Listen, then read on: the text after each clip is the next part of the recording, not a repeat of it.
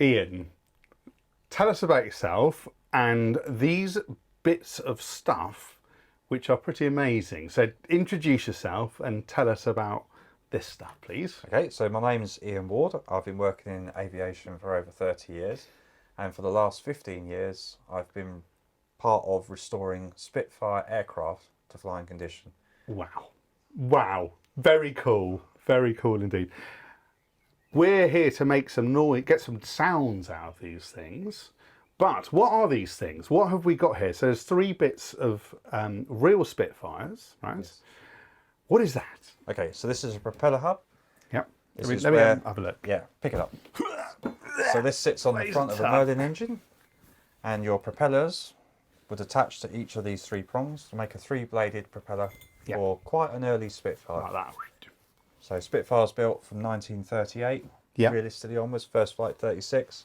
This hub would be about 1940, 1941. Wow. And mate, it weighs a ton. It's an incredible piece of engineering. Yeah. And well, we'll see what that sounds like later. Okay. And next, the elephant in the room. Tell me about this. Okay, so this is a genuine 1944 Spitfire 4-bladed propeller. Yep. Of which this is one of the 4 blades. And mate, and it's one piece of wood. One piece of wood. Absolutely incredible piece of engineering. With a steel boss that would screw into the later type of hub. This is an early hub. Yeah. The later type of hub would have a big thread. Yeah. And the propellers would literally screw in, locked off, and this would be one of 4 to drive what would be the later version of the Spitfire. And this is made out of oak, is it? I'm not familiar with the wood type, however it would be something harder, very hard wood. Yeah.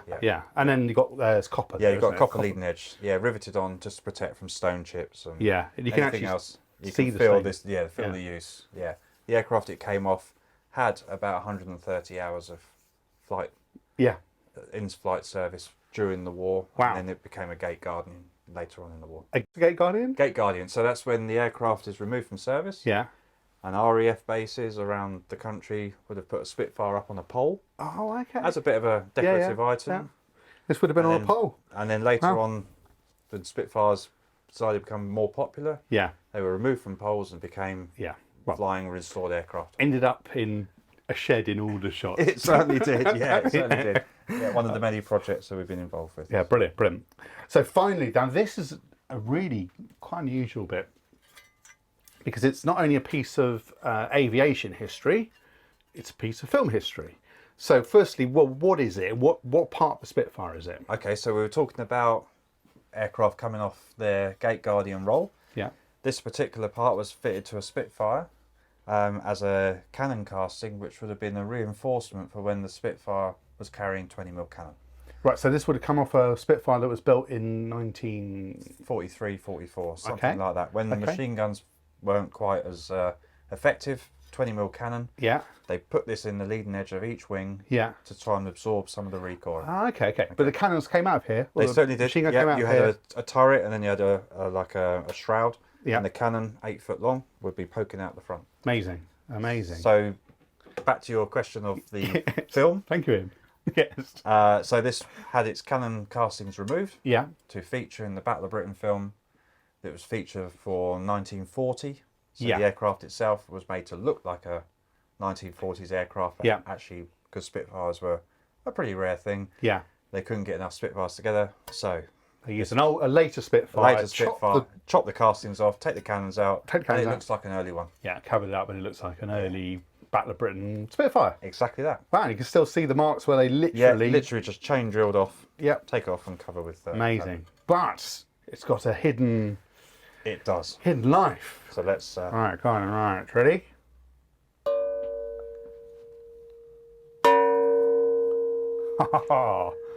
Brilliant. Right, well, let's see what sounds we can get out of this. And thanks, Ian. Exactly it.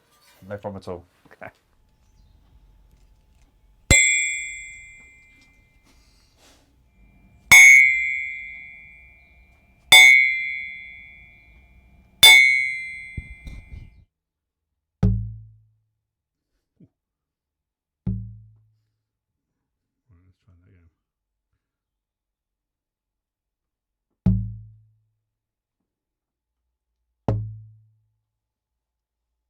actually, that's not so nice.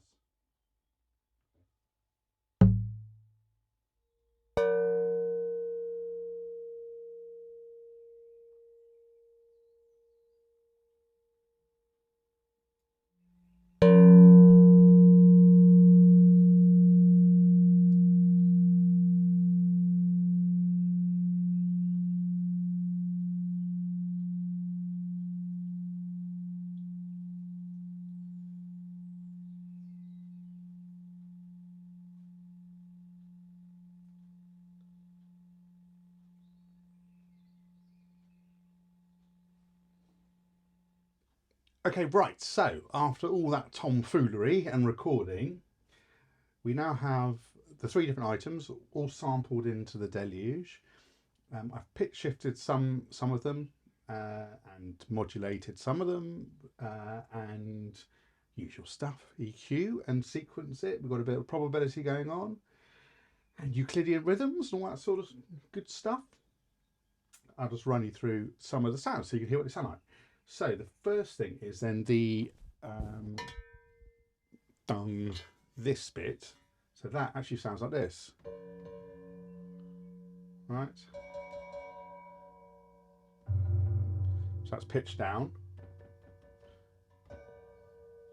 Okay. And then the next thing is the propeller, which is behind me somewhere. See that? Right, so this can kind of more of a kicky bass drum sort of sound, so nice. And this is another part of the propeller.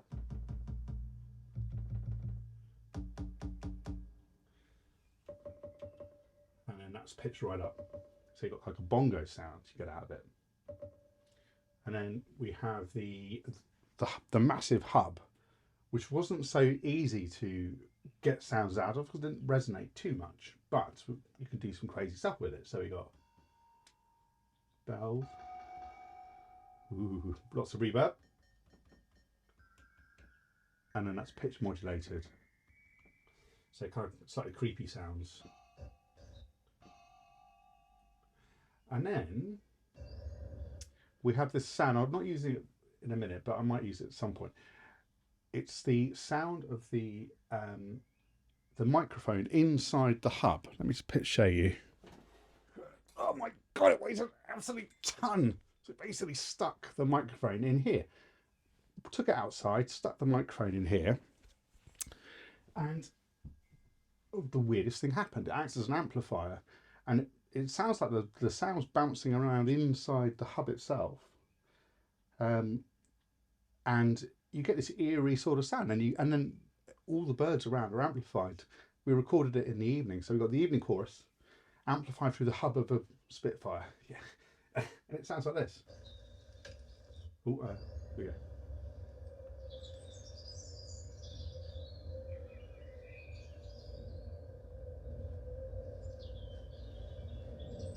Then you can hear a plane go overhead.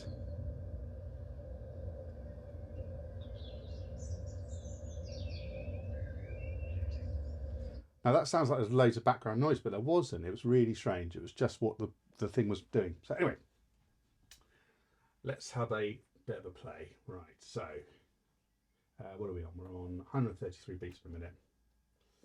Right.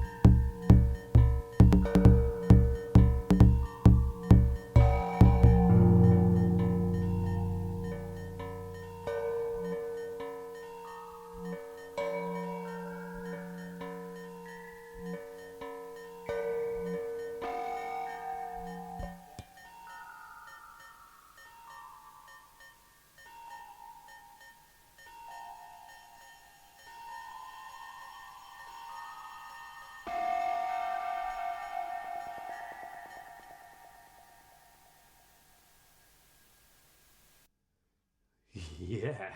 Ooh. Yeah. I would never ever ridden anything like that ever in my entire life. So yeah, there you go. That's what happens when you hit bits of Spitfire. Gently. Hope you liked it.